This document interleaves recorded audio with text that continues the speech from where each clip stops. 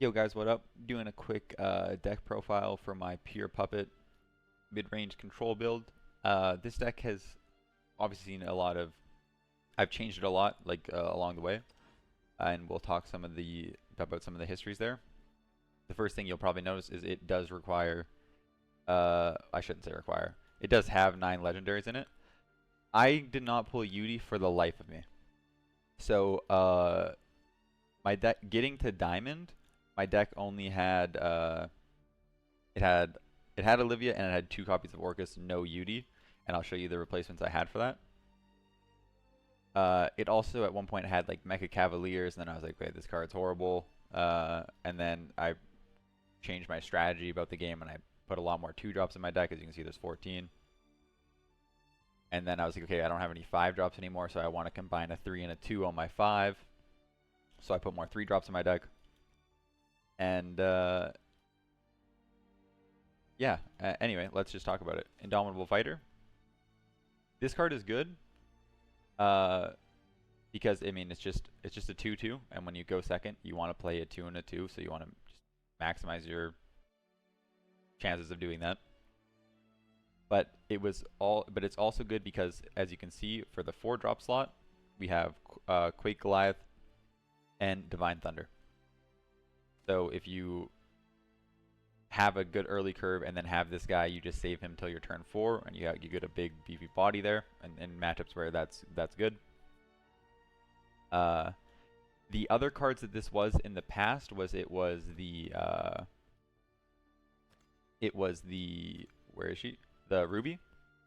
I was like, man, I kind of feel like I can get into situations where I just have all these like kind of reactive puppet cards, and I want like my big cards because that's how I finish the game.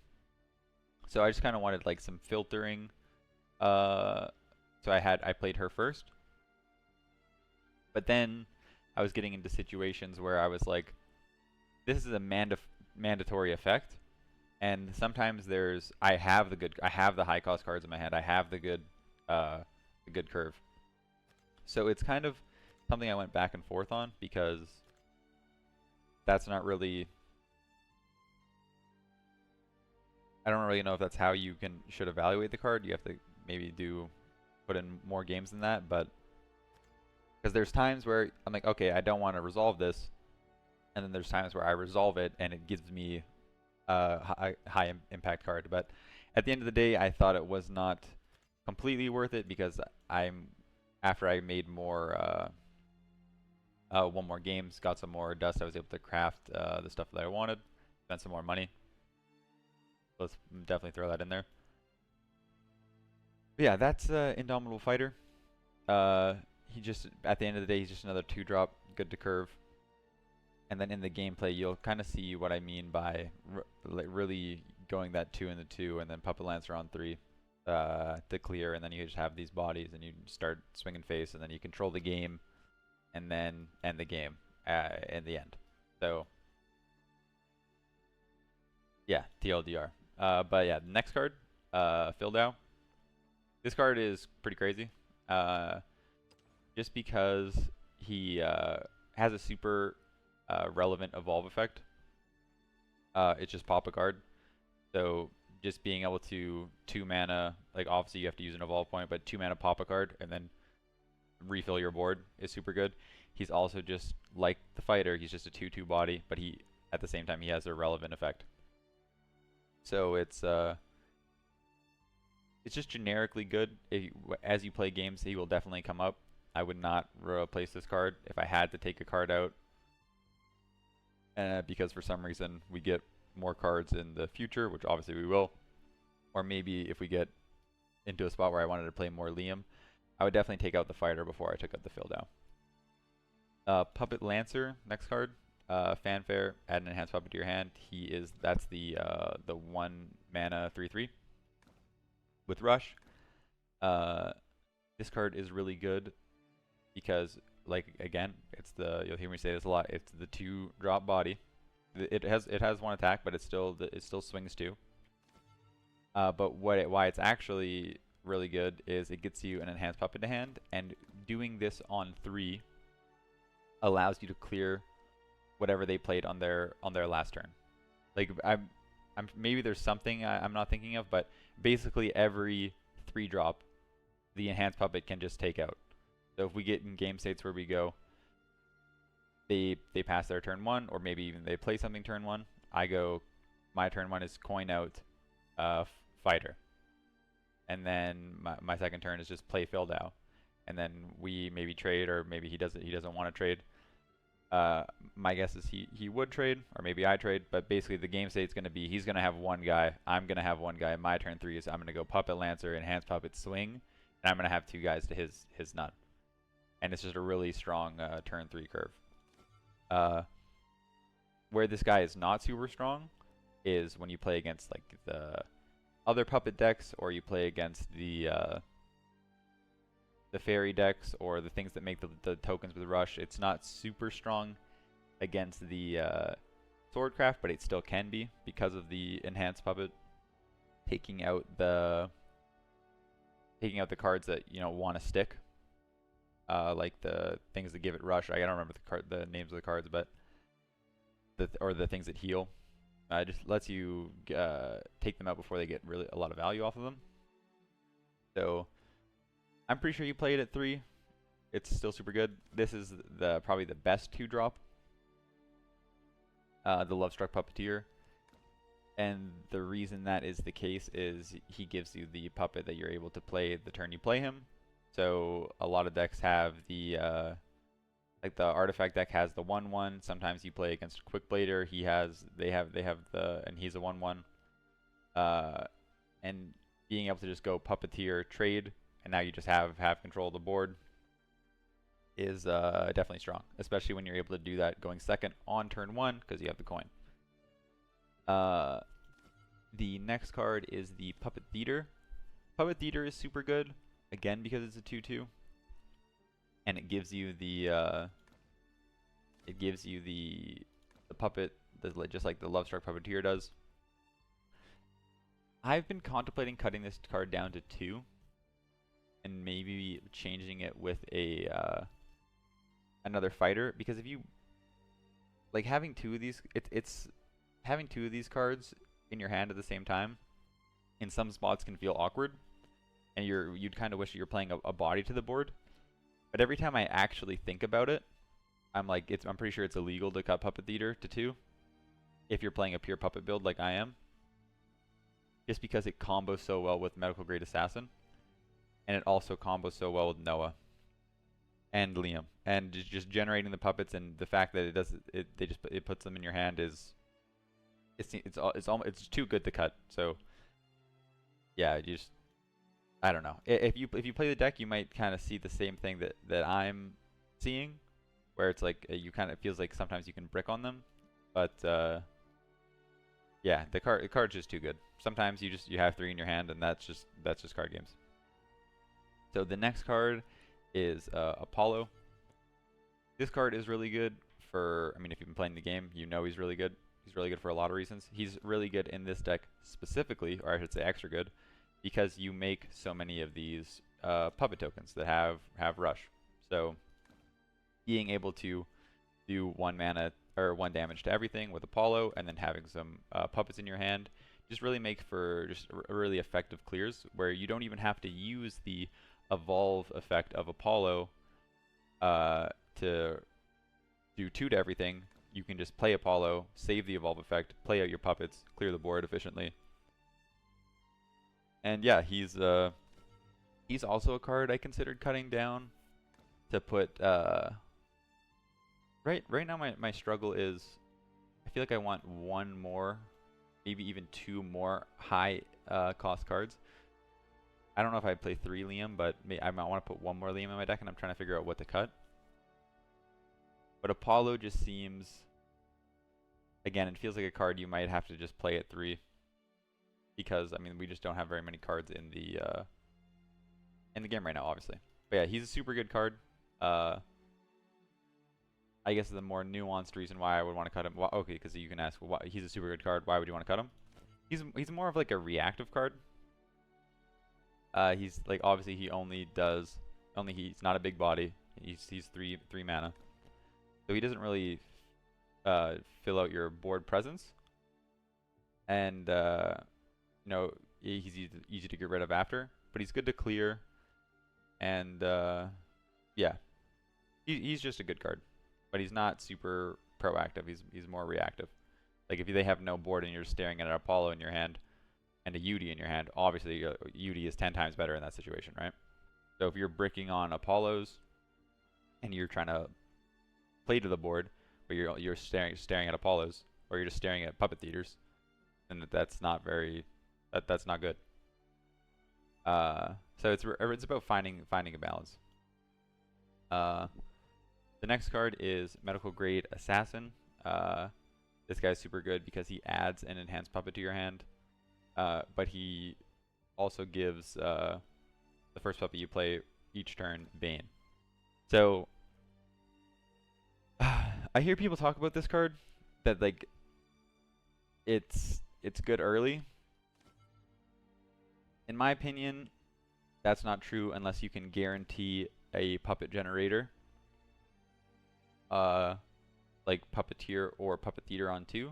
Like I'm not just staring at this card in my mulligan and saying, okay, I'm keeping this card, because I'm not trying to play it on 3 unless I'm guaranteed get to play it after I get a theater or a puppeteer on board. The other thing is, it's not as good as just playing Puppet Lancer on 3, because whatever they play on 3, an enhanced puppet can just take out. And then it's also kind of more of like a reactive card. It's not like a very proactive card. And yeah, I don't know. I just don't think that... I don't think he's just keeping to curve out a 3-drop Medical Grade Assassin. I don't know. This is a card I want to get a lot of value out of. This is a card I want to use to trade efficiently into my opponent's evolve crackbacks. So they go, maybe I'm forced to evolve first. I go evolve, to take out their board, have a board. They go evolve, take out my board. And now instead of me just trading back evolve points, because if I evolve first, they're gonna end on the high ground.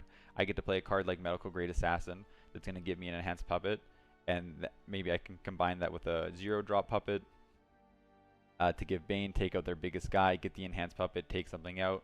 Maybe I get to play like a puppeteer with that, or I get to even just go like UD and just I don't crack the full board, but I take out the most important ones and I get some bodies. I don't know. He's a card I'm not really keen on just curving out unless I'm kind of forced to, and I'm guaranteed at least a 1-drop puppet. Yeah, hopefully that makes sense. UD is a card that I'm always keeping in my mulligan. There's no way I'm putting this card back, because it's a good body and it draws you a card. This is my favorite effect on any card. Draw a card. I'm talking about my Maleficent Sorceresses. I'm talking about, I mean, mostly my Maleficent Sorceresses. Yeah, just, it's in every game. 3-drop, draw a card. Good body. Has a relevant evolve effect I don't use very often, but the health can definitely come in handy. In most situations, I'm not really drawing cards off of this because I make a bunch of puppets in my hand anyway, and they take up spots in my hand. Yeah, UD is super good. If you do not have UD, don't worry. I got the diamond literally just playing... What card? Just playing this card. I never evolved it one time. It was just a 3-drop that I could play. And honestly, maybe Vigilant Detective was better. But, I don't know. I was just like, maybe the health matters. I don't even know. But yeah, I just played the 3-drop. Now that I think about it, this card is probably better. Because it has... I'm actually not sure. It's actually probably not better, because now that I think about it, you get a lot of puppets in your hand. So if you just have this Vigilant Detective, it dies, and now you're just staring at this detective lens. It's just like taking up a spot in your hand. So it's actually probably not better. But yeah, I just played this because It's just a 3-drop 3/3 on curve, which is just a body that you can contest the board. This Puppet Shield is a card that is the next card, and it's a card that I originally played 3 of.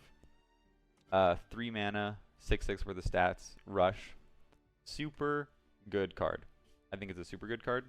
The problem I had with this card though at 3 copies was I found like that I was bricking on it, because this card especially is only a reactive card, right? It's not, you can't just play this on 3 and get 2 things that are gonna, like, it's just a clear, and it's a good clear, especially when you can combine it with, you know, like Apollo or other stuff like that.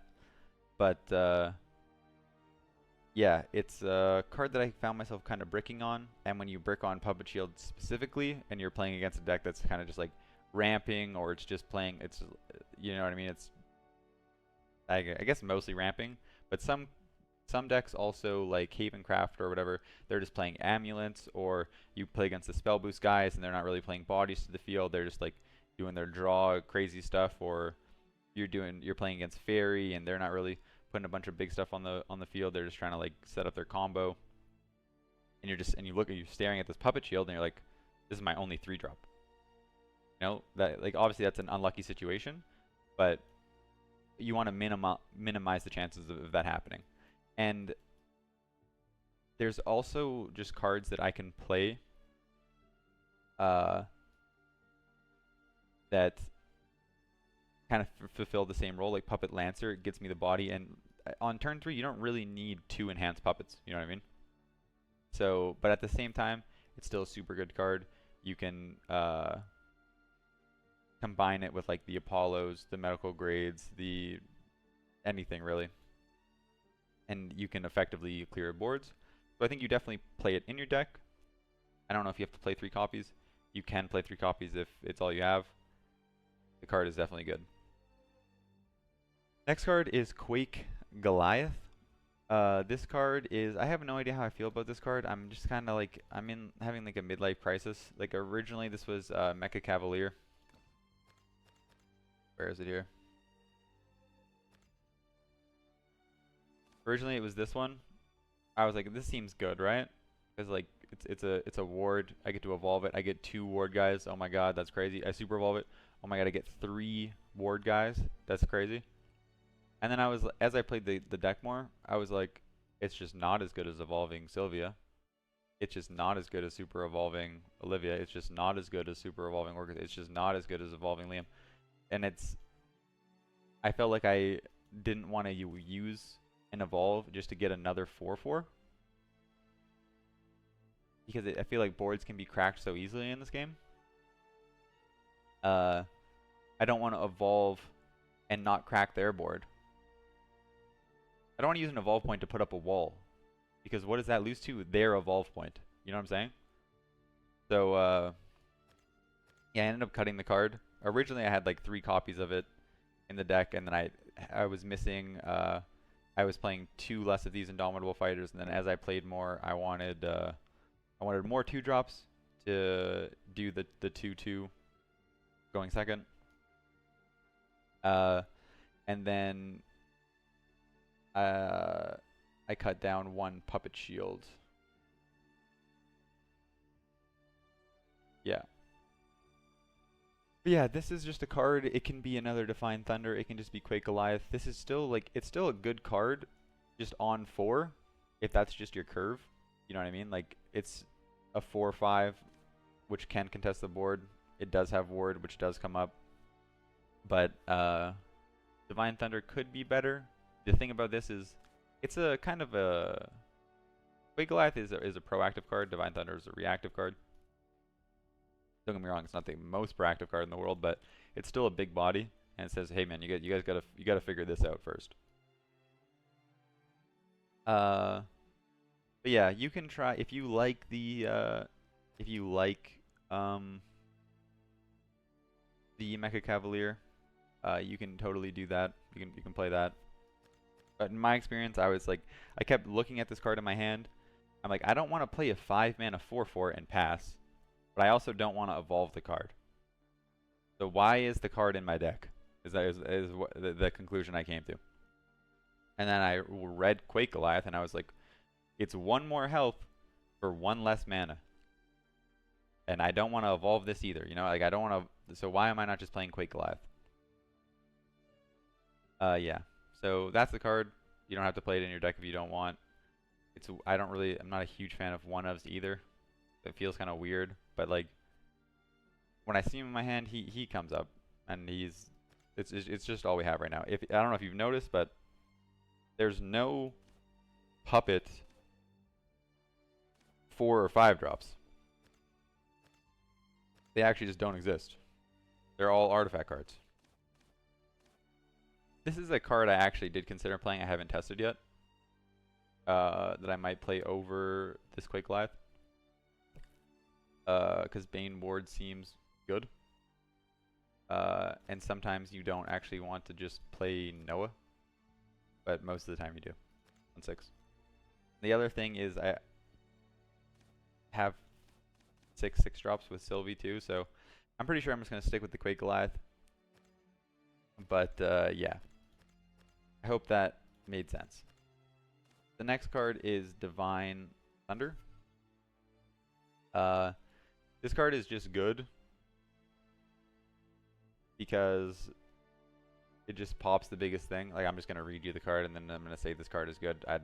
I know that's not very helpful, but the other reason why it's good in this deck is because it does the 1 damage to everything, so it gets the Apollo effect, and then you also get to combine that with the puppets you make. So I think it's good in most decks because some decks that you play like some Swarm, especially early, you play like Sword Swarm or whatever. But yeah, this let's imagine the situation where they go, what is it? It's the Amelia or something like that. The 8-drop, and then they go super wide with the guys with Rush. You don't have to use, if you're holding Divine Thunder and maybe you're holding some puppets, or you're holding a Puppet Theater, a Puppeteer, maybe you're holding Divine Thunder plus Apollo, which would actually just be crazy. That's a full clear. You get the full clear without using an evolve point. And I feel like that's what a lot of the games come down to, is can you crack back against an evolved board without using an evolve point of your own? And Divine Thunder definitely helps you do that. Part of me really wants to play 2, but I'm not sure if I want to play 2 before I play the second Liam. But yeah, I will say, whenever I'm looking at this card in my hand, I can't think of any times where I was upset. So you could play 2 of that. Noah, I think that you could maybe cut a copy of. Because if you brick on Noah, it's kind of annoying. Because if you're playing him into an empty board, you can't use the puppets that you generate. And then if you have 2 of them in your hand, it's like you can't. The second one doesn't get a lot of value because you have so many cards in your hand. They're gonna go to trash or whatever. But at the same time, this card is crazy because it's a nicely statted body, and in most situations you already have a puppet or 2 in your hand when you play him, so you're getting like 10 damage worth of puppets, and I say average it out to 8. You're getting 8 damage worth of puppets, compared to the, I guess 4, because puppets already have, you guys know what I'm trying to say. You get 8 damage when you play this guy most of the time, and that can crack a board. And then it leaves you with a Noah, and this is just another one of those cards that can crack an evolve board without using an evolve point itself. He also is important because the way you end the game is mostly with Orcus, and Orcus is really good because she gives all the puppets Bane, or sorry, Storm. Well, Storm and Bane, but the important game-ending part is Storm. And if you have an enhanced puppet in your hand, from either the medical grade assassin you didn't have to use, or the puppet lancer, or you know you're getting close to an Orcus turn, so you just go puppet lancer to put it in your hand, and then go Noah to buff it. The enhanced puppet gets +1, so it'll be at 4, and then when you go Orcus, you crack the board, and then you're able to, her herself is 8 damage to the face, because she is super evolved, hits something, pops it, does 1 damage. She summons 2 enhanced puppets. They have 6, so they can both swing face. And then Lloyd can also swing face. So that's 8 damage. And then if you have an enhanced puppet with 4, you're swinging 12, which is just a dramatic, like just an insane swing. So, and God forbid you have a second Orcus in your hand, and you're about to do that again on the next turn. So it's like, okay, you better find a way to crack my board and heal, or you're just dead. Yeah, so Noah's super good. You can cut it if you feel like you're bricking on it, if you feel like you value more things. Maybe you value Liam, maybe you value the Puppet Shield, maybe you value just more 4-drops, maybe you value Divine Thunder. But this card just reads crazy. It seems super good to me. And it's also, like, obviously, I'm in Diamond. I have played a lot of games. This card comes up. But like I said before, I definitely do remember situations where I kind of feel like I bricked on it. This card feels like the best card in my deck. Like, I know it's not. It's Orcus, but I feel like this card wins me so many games. Because she's what bridges the gap. You know what I mean? She's so good. She's so good at just playing by herself and not evolving, because either you get to restore 4 if that's necessary, where it's like if you're playing against like an Albert deck, or you're playing like another Orcus deck and you need to keep above the lethal threshold, she can do that. She's a good body. Or you can just play her to draw 2 cards, which is, I mean, who doesn't like drawing 2 cards? And then when you look at her evolve and super evolve effects, she's just super good at cracking other evolved boards. Like this says pop a card, evolve pop a card, but really she reads pop 2 cards, because you're gonna pop the other one with rush. And then super evolve is crazy because this says select 2, but actually it's 3, because you select 2 and then she takes out the last one. So it's she's super good. She has won me a lot of games just by me knowing what my opponent's deck wants to do. Me being at 10 health, being like, okay, he's going to try and Albert me next turn. I'm going to play this and heal 4. So you actually can't lethal me. Or I know that, okay, they're going to do the storm thing, or he's trying to set up for his roach turn, or it's such a good card. This is a mandatory 3 of. There's no reason in any world we live in that you'd ever want to cut this card from your deck. I'd say the same thing about Olivia. Honestly, the more games I play, I don't really super evolve Olivia, and I know she has a crazy super evolve effect, but I usually, like, there's some game states where you like kind of have to do it, and you can crack back, and when you do, it's good. But I'm really trying to save my super evolve points for my Orcus. The thing about this card, though, is it's just so generically good. Like, you just get to restore 2, like I said before with Sylvie, and there's game states where I know, okay, wait, I'm at 12 or I'm at 11. He can play Albert next turn, or he can play Orcus next turn, or he's trying to roach me, or the Havencraft guy that comes back on death or whatever, or when you played against Dragoncraft and like they did a bit of chip damage, and you know they can go super evolve the Storm Dragon. It just keeps you out of that range. Obviously, you need to know the ranges. You'll learn that as you play. But yeah, you get to build a board with this because it recovers 2 play points, and it draws you 2 cards. This card is just crazy. And then if you need to super evolve it, it's also crazy. So yeah, if I was anyone, if the first thing I would do is I'd craft 3 copies of this card.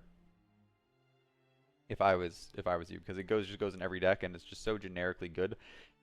In the future, it might not be the best best in slot, because obviously more powerful cards will come out. Maybe it's too slow, but it's never just going to be bad. You know, it's just I feel like this card is pretty future-proofed. I could be wrong, but this card just seems so generically good. You guys already know about Olivia. That's her.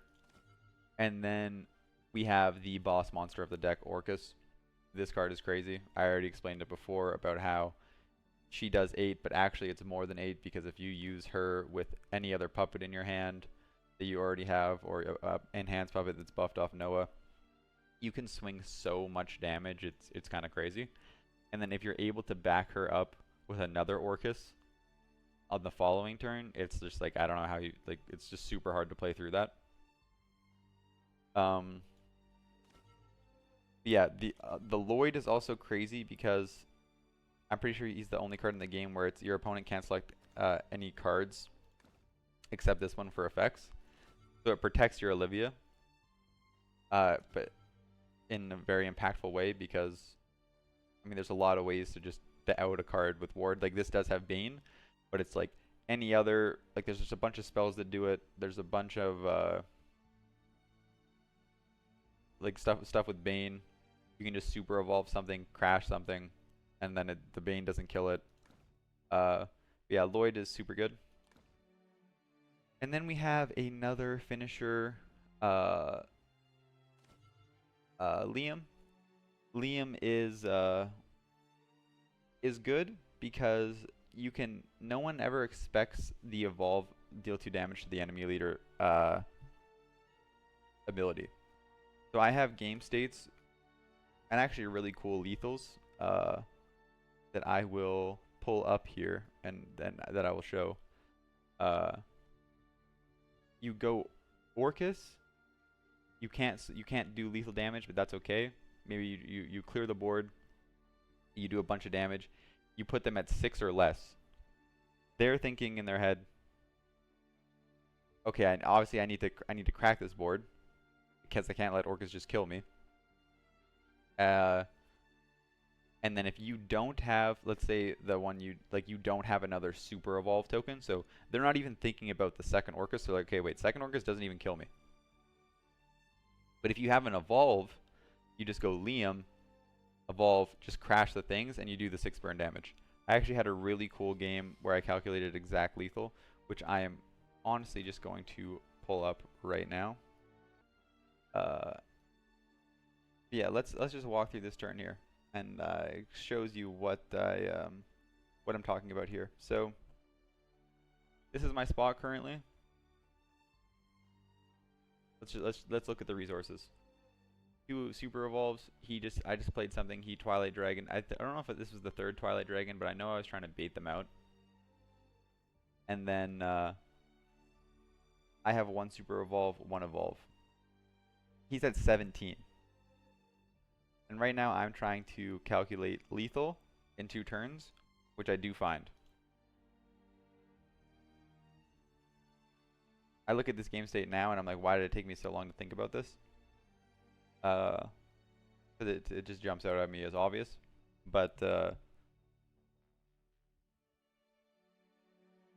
yeah, as you can see here, we are going to evolve the Orcus.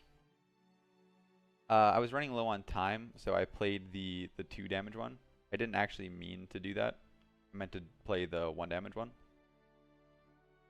Yeah, I clear that and then get to swing the rest of the damage. And like I said, I'm playing a 4 damage one that was buffed previously by Noah. So I was able to do 11 damage here. 1, 2, 5, 8, 4.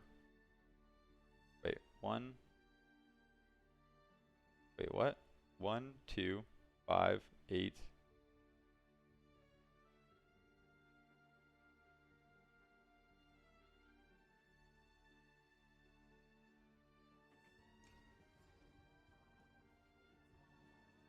Oh. Okay, wait, yeah, no, I fucked up. I fucked up the math there. This didn't do a damage. This did not do a damage. I was like, wait, what is happening? Yeah, no, because he had Twilight Dragon on the board, I had to play the puppet with Bane to smack. So this never did damage, so I do 11. I was like, wait, what? How did I only do 11? Did I miss a damage? But yeah, obviously now he's in a situation where he has to crack this board or he is going to die. But he's actually in a situation where he is dead no matter what. He just doesn't know. Because what I'm thinking in my head here is like, okay, how much can he heal? And how can he also crack my board? The I kind of fucked up this explanation. Basically, I did this because I know he was going to be at 6. I counted it, and then I knew I had Liam. So he cracks my board. TLDR here, he cracks my board. Obviously, that's expected. Cracks my board. I just go Liam super evolve, or sorry, Liam evolve. Everything, it's exact lethal. Okay, point is I'm a beast. That's all I'm trying to say. All right, that's all I'm trying to say. But yeah, Liam can finish the game, like how we just watched. And yeah, that is the deck profile. That was a super long explanation. I am sorry about that. I don't even understand how it went that long. But yeah, that's my raw thoughts on it. And yeah, hopefully you learned something from the gameplay. The deck is super good. Pure puppet, super fun. And yeah, good luck in your games. Alright guys, let's get into the game here. This is my pure puppet control list. Did pretty well with this list got me to Diamond. This is a Sapphire game. We just got to Diamond last night. If we are going to... Okay, well apparently you cannot pause the mulligan. Or it pauses now. Okay, so I guess this is important, we should talk about this. I believe it was Liam, that's an obvious putback. It was Medical Grade Assassin, and I honestly cannot remember the last card, but I know a lot of people want to keep Medical Grade Assassin, but in my opinion, it's not actually worth keeping unless you specifically have a way to guarantee a 1-cost puppet. Or sorry, a 0-cost puppet. The turn you play him, because he's not a very proactive card. He's kind of more of a reactive card, and just raw playing him on 3 to get an enhanced puppet is not very good, because you can't even play the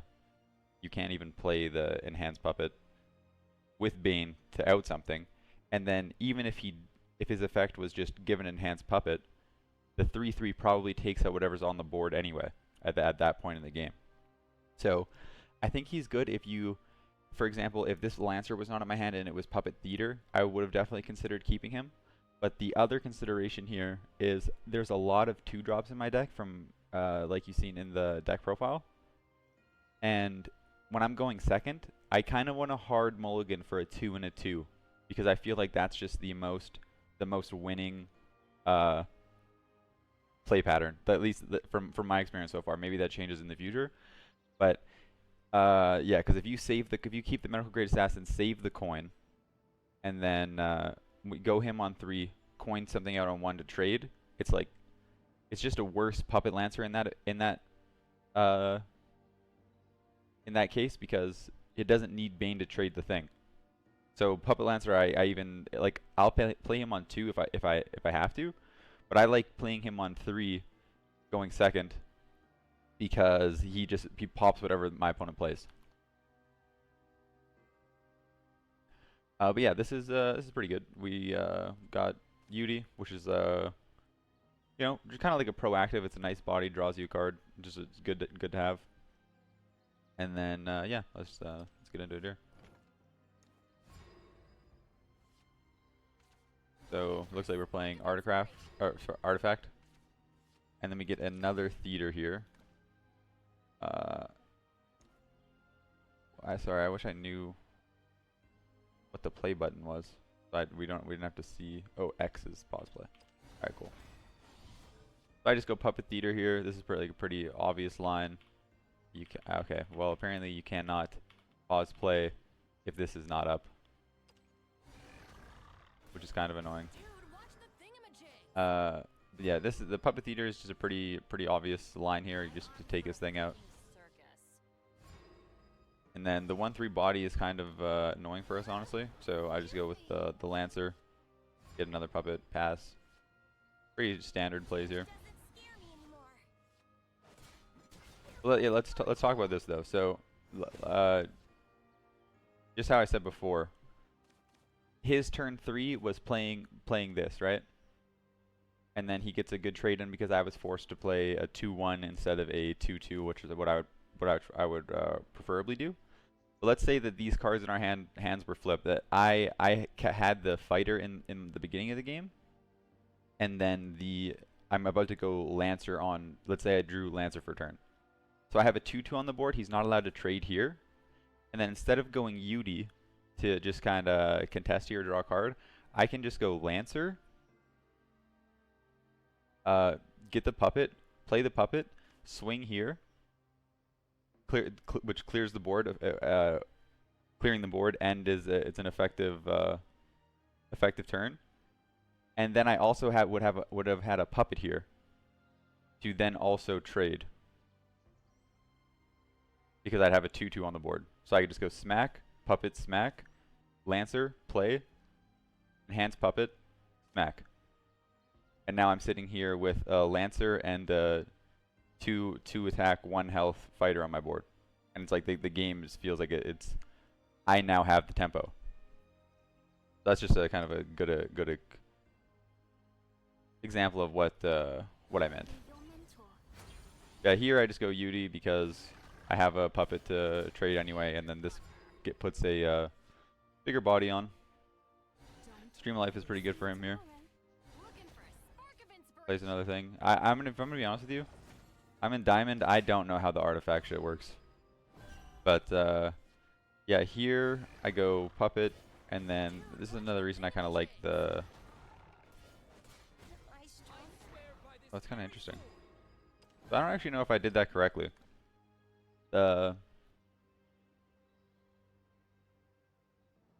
I guess at this time I valued the. Oh, maybe it's because I thought if he has the rush one, he just gets to trade my thing anyway. If he has the red rush one, or if he has the.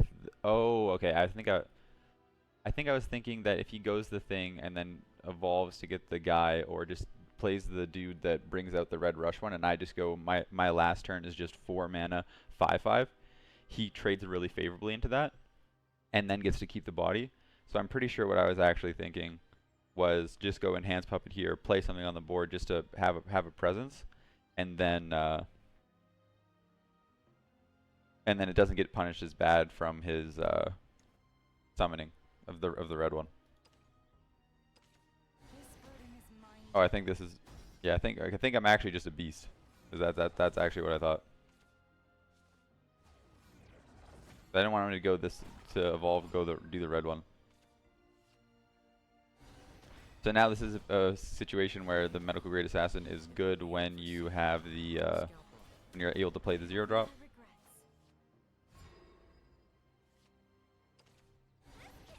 You get this the rush. He obviously really wants to get this thing off the board.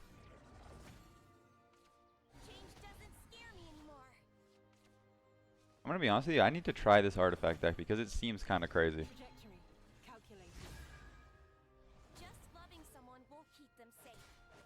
Yeah, he gets some good trades in here. What's good for us is we have Noah, which is gonna clear his board and leaves a pretty sticky body on the board. So we get a good clear here. There's not really, like, the only other consideration we have here is if we go coin, play Olivia, but just everything about that doesn't really seem amazing. It's not. I don't know. It wouldn't be bad, but basically we're accomplishing the same thing. We're buffing an enhanced puppet in our hand with Noah, which is important because we're holding Orcus, and then we also just get to hold Olivia, which is a good card for a more impactful situation. And like if we wouldn't want to use a super evolve there. So we would have to uh, use an evolve point on Olivia, and then she'd be a 6/6, swing in, take the damage. So now in this situation, we're just left with a nice body, and we still cleared the board. This land is both cradle and grave. This might hurt. So he's an evolve here, sort of everything. Card's really good. Sylvia. So I'm honestly kind of curious what my line is going to be here. I see a couple things already. I see another Noah. It looks like I'm instantly going for the Orcus to put, because I clicked the extra play point.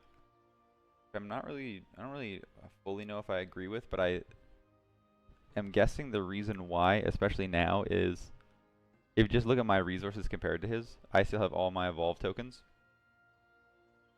And if he wants to answer, oh, it's actually because I have 2 Orcuses in my hand. That is why. That's why I'm putting on the pressure.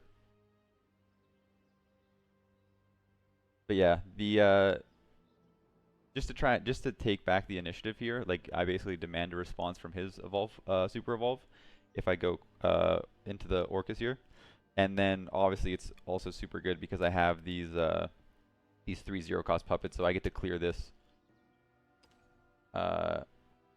which I probably would not do. I would use the super evolve Orcus, swing in, and then just play one of these for the 2. Okay, maybe I'm actually more of a beast than I thought. Nah, because next turn I wouldn't have lethal. I would not have lethal. Because I'd only be at 8, so I couldn't play the enhanced.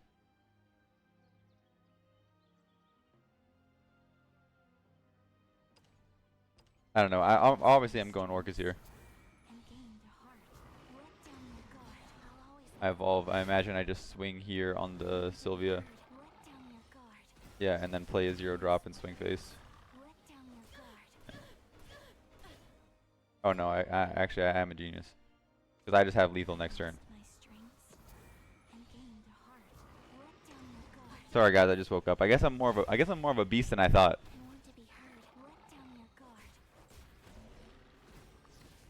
I'm also forgetting that there's no timer here. It's just doing the play. So in real time, I'm sure I'm not doing the turn that fast. You know what I'm saying? I'm actually probably calculating that exactly.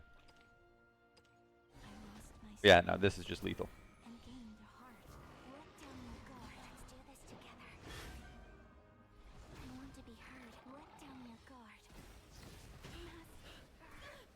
Lethal, and I had 2 more damage. I could have done. But thanks to the replay. Yeah, so honestly, the things to take away from there is, I mean, Orcus is crazy, right? The I don't know. I think that's more of a. I feel like those lines were pretty obvious. I feel like that game more just showed the card quality of the deck is just a good deck. Noah's a really good card. You try and just win the board early, control the board till you can play Orcus, and then if you don't have a second Orcus, sometimes you get there with Noah. But yeah, let's drop into another one here.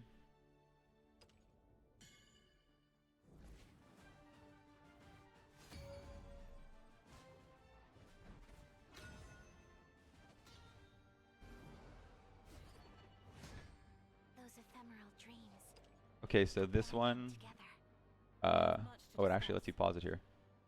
Nice. So I see some people keeping Orcus in their opening hand. I am new to Shadowverse. I never played the OG Shadowverse. Keeping an 8-drop in your opening hand seems bizarre to me. But at the same time, I have an early curve, and Orcus is so strong. It's like such an impactful card. If it's not in my hand on turn 8, I'm gonna feel that. I'm gonna be upset. But at the same time, it's just a brick in your hand for the like. I just have to look at this card in my hand until turn 8, which is something I I personally can't get behind. If you only have one copy of it in the deck, then I can understand it more. But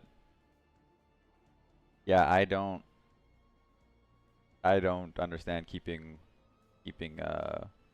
Orcus here. If I my guess is I'm going pitch Orcus,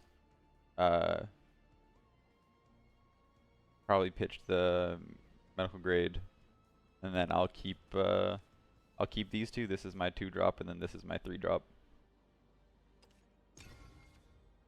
Okay, so I actually do remember this situation.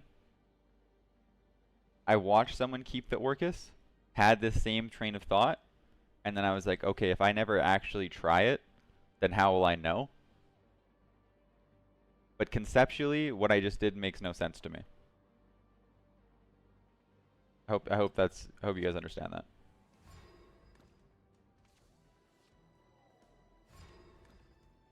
Yeah, we know 1-drops in the deck. Obviously, we always pass here. We get Puppet Theater. And this is the thing where it's like, oh, okay, wait. If I kept the medical grade assassin here, and then I draw into Puppet Theater, then it can be good, right? Because now I get the puppet, I get to go the assassin, I get a guaranteed pop. But it's like not actually, because I just get the guaranteed pop with the Lancer. You know what I'm saying? The Lancer does the same thing. And I don't have to waste a puppet. But yeah, there's some lines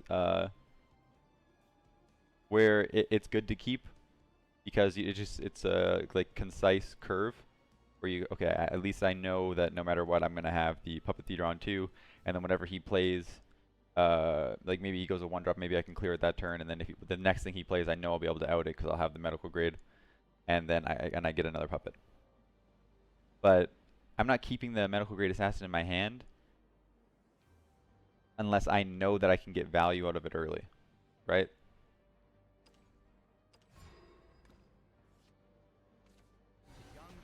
So like this is what I'm talking about here. Now I just get to go to the Lancer, I get to play the thing. This is a really good game to show how good Lancer is. And then I swing 2, and now I just have the board. So that's actually a good obviously the Lancer is only has 1 attack, but if they don't have the ability to get a puppet or get a fairy or something like that, they're more of a like they don't really have the rush token things, then my spot's even better. And I still think my spot is good. I still have the high ground. He had to use his resources to take out my guy. I'm still getting face damage, and I still have the initiative. But yeah, it's just super good. The other argument is if I had Yudi there, I play it, he probably trades in, I have the high ground. I don't know, I'd have to think about it more. But I'm pretty sure if I'm holding Yudi and I'm holding Lancer, I'm still just going Lancer, swinging and putting him on. Yeah, better find a way to out this Lancer. So there's more damage. Here is kind of awkward. I'd imagine here I'm just going Puppet Theater, double Puppet swing. It looks like I'm gonna do, yeah.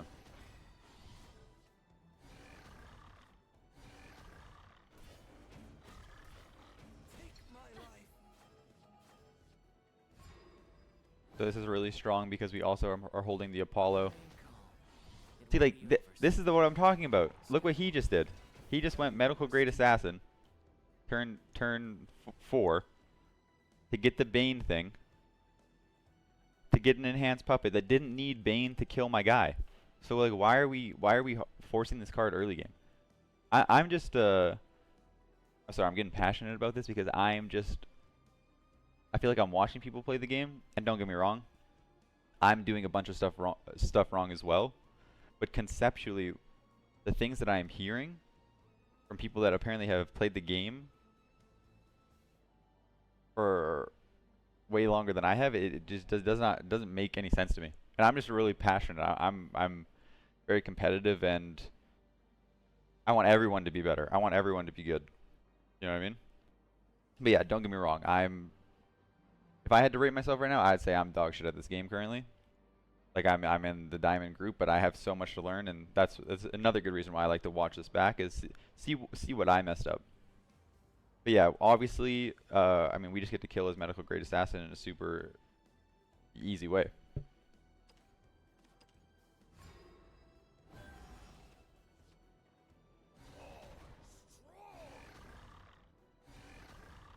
So I kind of did that quickly.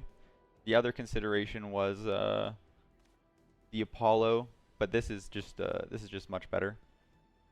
For a second, I thought I like super trolled, but I did not. I was like, wait, I can still do 2 damage, right? Yeah. This card is I actually kind of wait Goliath. I actually kind of like over the Mecha Cavalier because I feel like I have way too many impactful cards that require evolve points to really shine. That I'm like, why am I using my evolve point to make a second 4/4? And there's just that, you know what I mean? Like it's not, doesn't feel very resourceful. So this is one more stat, one less mana, and there's not any 4-drops in the deck anyway. So the other thing that I guess I should probably explain this. The reason there's so many 2-drops in the deck is because one, when you go second, you want to go a 2 and a 2. You want a hard mulligan for that. The second reason is there's no actual puppet 4 or 5-drops in the game. They actually just do not exist. So how do you be mana efficient if you do not have like cards to play for max mana? Like this is the only 4-drop I have. You either go a 2 and a 2 on turn 4, or you go in a 3 and a 2 on turn 5. So both of those game states require you to have 2-drops, which is why there's so many in the deck. And then also, one of them requires you to have a 3-drop. There's a decent amount of 3-drops in the deck, but it's also a turn later, so you get another chance to draw into a 3-drop. And then if I get to go my curve of a 2, a 2, a 3, a 2 and a 2, or a medical grade assassin and a thing, and an enhanced puppet, or I get to go, and then I get to go like a 3 and a 2, and then I'm getting like into the Sylvia turns, into the Olivia turns, into the etc. etc. It's just a really strong curve. And obviously that it doesn't happen every game, right? But you want to maximize your odds of seeing those cards. Okay, this I'm kind of confused about. I'm pretty sure he just used a play point on that.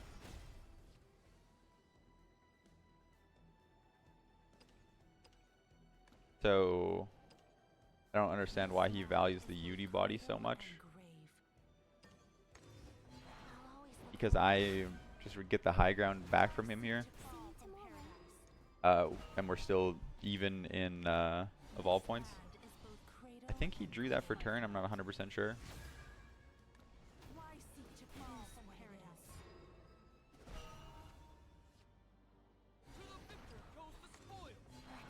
So it looks like I'm just trying to trade bodies again here. Just keeping, like this is a situation where it kind of doesn't feel great, right? It doesn't feel awesome that we had to play it a fighter and then evolve it to take out the Sylvie. But the thing about that play is it's okay because we're still neutral in resources. And at the end of the turn, I'm going to have stuff on my board and he's not. So it's unfortunate that we don't have, we didn't have just another Sylvie to play or something like that to just pop it and have a 7/7. But this is one of the situations where you kind of just have to. It sucks, but in my opinion, I have to just make the trade there because I'm not just going to let a 7 thing hit me in the face. Like, if you guys haven't noticed, he hasn't been doing any artifact stuff. So we're playing a mirror match. And we all know how powerful Orcus is, right? And he has 2 super evolve points. So I just can't let myself just go to 13 and then him just go Orcus super evolve smack. Maybe he has another one for the follow-up. You just have to keep trading the board here. And I had to do it in a kind of inefficient way, but it's okay. Even if, let's say, I think I would have to do that even if I even if he would have a one more evolve point than me, because I can't just let myself just take 7 to the face there, right? Especially when I know it's an Orcus deck.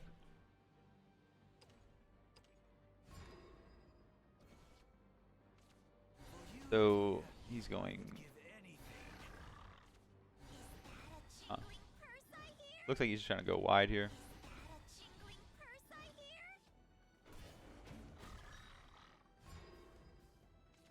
That confuses me. This is an example on why this card is specific. Apollo is good in general, but why it's specifically so good in this deck that makes a lot of puppets is because this basically, it's just easy to combine deal 1 damage to everything with puppets. That just should just make sense. I don't really think I have to explain that more than that. Now we get the board here, going puppet. I imagine I go super wide here, yeah. And now I'm like, okay, man, figure it out. So there's a pretty easy way for him to figure this out. He just goes Apollo, and maybe a second Apollo, or he evolves it, or he, you know, does Orcus plus the thing, or he goes Noah, etc., etc., etc. But it just forces out the resources from him. It's kind of crazy to me that he. Yeah, I don't know. I don't really know what's going on here. It's very important how I sequence this. I don't know if you guys have noticed, but yeah, obviously I didn't just super evolve this as soon as I played it because my puppets didn't have any room to be summoned. And the broken part about Orcus is her ability just gives anything Storm and Bane without being super evolved. The super evolve is just the summon. So it's basically like a cracked out medical grade assassin. So I obviously I play that. Get rid of the Bane Lloyd with my own Bane 0 mana puppet, and now I'm gonna be able to go into the super evolve. I'm going to hit their Orcus, and then I'm gonna be able to swing. Was basically what should be like 10.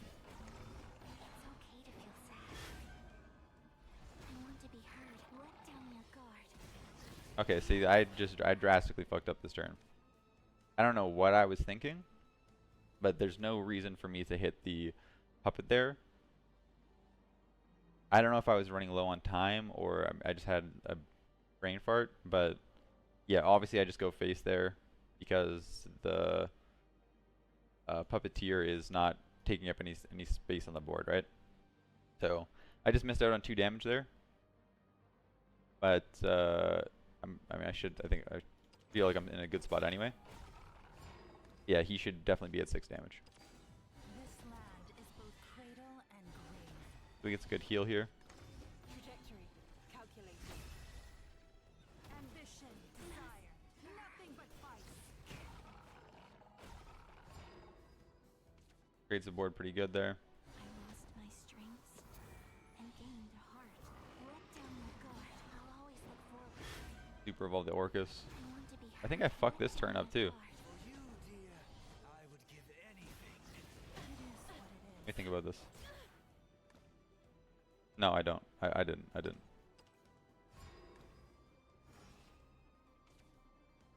Divine Thunder's a pretty good answer from him here. And now we're at the part of the game where it's no evolves left. It's actually really funny if you think about how the game would be without this. Like obviously the games are like designed around having the evolve mechanics, but when everyone's out of resources, the games get super grindy. fly forth into an endless sky.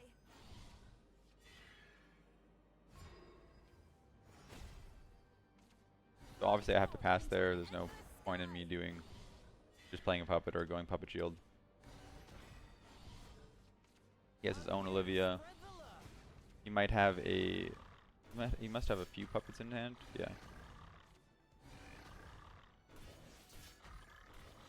This is not the end. So the spot's honestly not horrible here. And then Forth into an endless sky. that kind of confuses me. Oh, it's because I had the puppet shield. That's why. Yeah, it's because I had puppet shield and one puppet. Like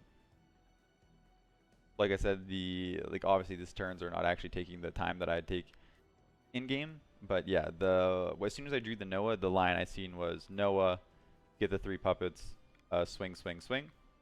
But the Olivia just draws me 2 cards. It heals me, and then it also lets me use this puppet shield in a mana efficient way. And because I already have this 1 cost puppet to swing here, and then it also lets me draw into a 2-drop, which I did, to get more damage on the board. Not the end. Use me.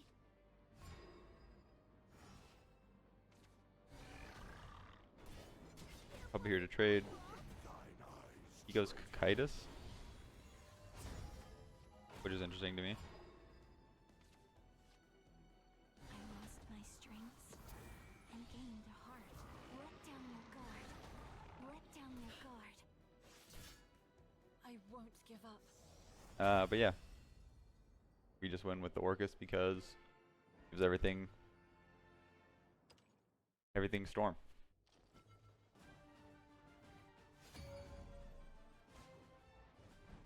So I think this was my first game in Diamond. Those ephemeral dreams. We're going second here. Grief lets us know that a heart I'm keeping, I don't know, I wish I could see what I put back, but I think it was another 2. The reason I'm keeping this is because I go coin 2, have another 2, Lancer 3, Indomitable Fighter 4 possibly. I think I actually had all 2-drops, which is a good curve, but maybe I value just seeing like a more impactful unit. This is a really good early game hand for me. He goes the 1-drop, pretty standard. I imagine I just go coin, play the Fildow. Card's really good. He goes Stream of Life, good card. Gets the swing in. I'd imagine I just, I actually drew Puppeteer here, which is good. Dude, watch the thingamajigs. Pretty just kind of standard plays. He goes here. This is a spot where we will see the impact of the Puppet Lancer. And now, so this is a good learning spot. I'm gonna pray that I don't mess this up because I should not mess this up. But look at our cards right here. And now let's think about our future turns. Okay, if we just go play Yudi on our turn 3, what are we gonna do turn 4? We're gonna go a 2 and a 2. But what are we gonna do turn 5 then? We have no 5-drops in the deck. We want to play a 3 and a 2. So what we can actually do here is go Lancer, get the Enhanced Puppet, play the Enhanced Puppet, use all 3 of our mana, trade, have 2 things on board. Turn 4, Indomitable Fighter has Enhance 4. So now we go Enhance 4, get a 5/5. And now our turn 5 is Yudi plus Fildow. Yudi draws us a card, makes this, maybe we change our decision. Fildow has a very impactful evolve ability to just pop a card. So, like, you see 3 mana. Some people just want to curve out, play 3 mana, but it's not. It's all about being mana efficient and thinking turns ahead. And you can't think about the card that you. Okay, so I should say it like this. Think about the cards that you can draw, but formulate a plan with the cards in your hand. Sometimes you're like, okay, I need to draw this card to find the out, or I can't win. But just formulate the game plan with the cards in your hand. So I should just go Puppet Lancer here. Yeah. Puppet Lancer plays swing. Swing phase. My spot seems good here. He goes Stream of Life. The dude, or the chick, Ironheart Hunter.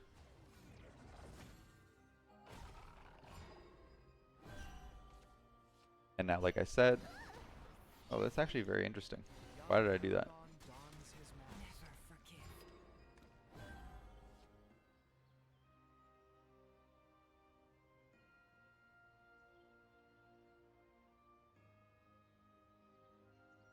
Hmm.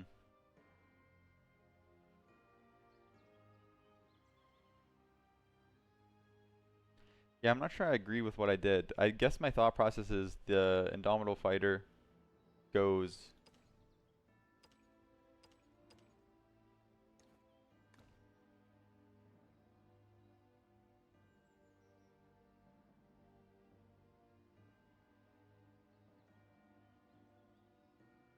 Oh, I think I'm playing. Uh, yes. What would I be thinking here? He goes into the 5. Maybe he 5 summons the red guy. He gets to just pop my dude. Maybe that's why I'm trying to go wide here. And the artifacts that I seen in his hand, I don't think it was the deal 3 to everything one. I can't really think why else I would do that. But intuitively here, I was thinking just trade. Like this is the start of my turn. I have 4. I can just go swing. I guess I just wanted more board presence. Yeah, I guess so. Because I can just go. I can just trade here. Be left with a 5/5 on board. The only thing that loses to. Okay, the only thing that loses to is just he has. I already know he just has the red rush guy to just trade. So I think I'm trying to just go wide, not lose to the single target removal, and then that's why I'm gonna go a 2 and a 2 here, trade, keep board presence, and then on my next turn I get to go a 3 and a 2, just keeping wide.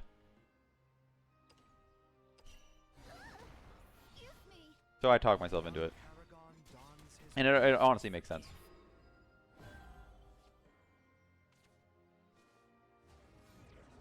He makes the red one, which the red one would have just wiped me out, or like yeah, like just even just right here, yeah. If I just have the dude, yeah. Now I get to go the UD plus the fighter. I'll always look forward. Pleased to make your acquaintance. I swear by this very sword. This land is both cradle and grave. I'll always look forward. There's another line I could have took there. See you tomorrow. There's another line I could have took there instead of playing the UD. I could have just went Puppet Shield, swing, swing. And then played the fighter. Now I'm holding UD still. I don't think that's... I don't really think that's good, in my opinion.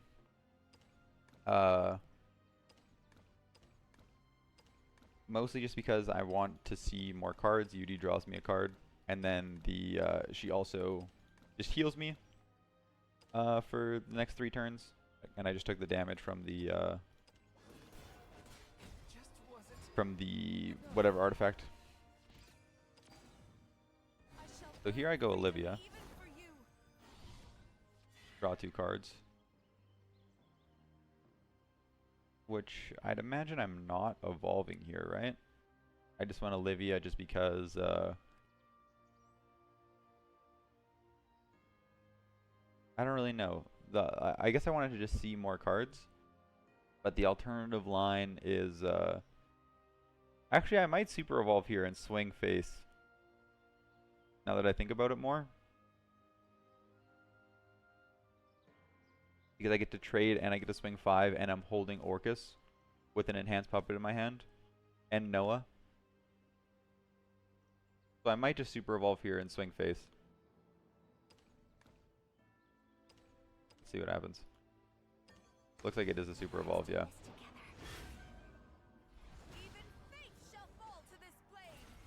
But the more, I guess the more, and the more, now that I watch this, I agree with what I did even more. Because I want to save this enhanced puppet for the Orcus. And I didn't know I was drawing into double Noah off the Olivia. But the other play line there was just play the Olivia, no super evolve, and then go swing 2, play enhanced puppet, swing 3, out the Sylvia. Now I just have the board with the Olivia. But here, I think I like this because it forces it swings 5 face, puts them in 10, and now it's going to force the an answer out of here. The biggest punish I can think of right now is just another Sylvia with just a 1 evolve, because it gets to clear my board in a pretty efficient way, restore 4 health, plus plus they have 2 super evolves still. But I don't know if I was just looking at the, maybe after I drew the Noahs, I changed my mind and was like, okay, wait, I get a buff. I get to fight back whatever the Sylvia if it cracks back, and then I'm setting up for lethal with the enhanced puppet. So he goes here. Let's do this together. Does the super evolve. Lend me your strength. I'm not a million% sure if I guess he just didn't want to die. Yeah, no, it makes sense. Honestly, I think we get kind of lucky here that he didn't have a super impactful These strings will be around your neck. super evolve. Like, he still got to clear the board, still gets the guy. But I remember this turn when I drew the Sylvie. I wanted to just play it and evolve it to pop a card. But that is wrong. I thought about it more. And I think I actually took some time on this turn. But yeah, Noah is just better for so many reasons. The first reason is oh wait, no, that's why I had to think about it. That is why I had to think about it. I think I end up actually wait, what do I do here? I know I eventually decided Noah was better because I was setting up a lethal with Orcus, and buffing this enhanced puppet was very important. But it was weird because I didn't get enough puppets to actually clear the thing. Oh, I actually just go enhanced puppet. I have no regrets. What was I setting up for? Follow me. Looking for a spark of inspiration. Looking for a spark of inspiration. That was interesting. Maybe I actually just fucked it up.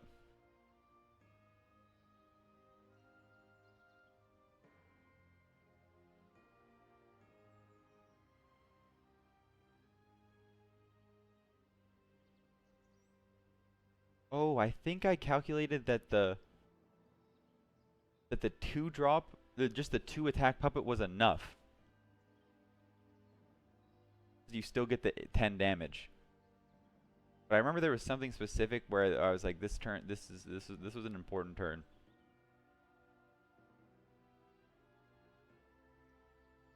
The alternative to that is I just play the Sylvie. Oh, I remember now. If he did not go, man, dude, I must have been fucking locked in for these games.